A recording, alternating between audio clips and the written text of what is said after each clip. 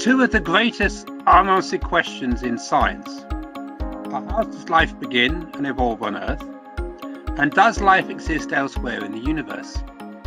Now, in order to answer those questions, we must understand the chemistry that underpins the evolution of life, and how in turn life itself influences chemistry, for example in planetary atmospheres leading to biomarkers.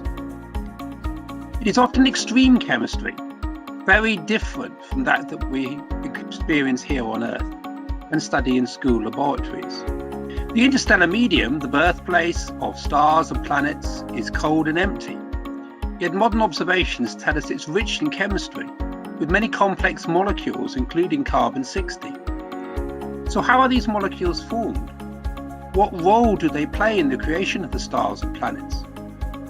What molecules do we need to kickstart creation of life? Amino acids, sugars, lipids, RNA, DNA, and how are these created and brought to the early Earth?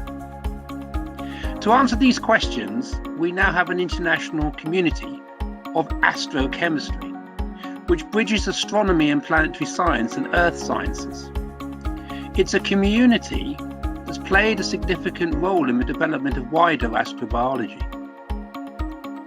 The community involves observational astronomers, laboratory-based groups, and those developing complex models.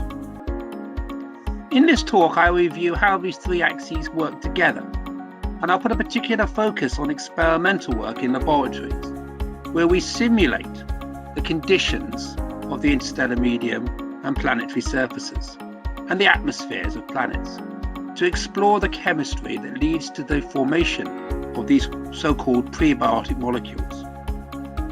I'll state and describe the state of art of this work and the challenges we face in replicating accurately the real conditions, and the challenges we face in replicating that data, which will allow us to advance the field towards understanding the questions and answering the questions.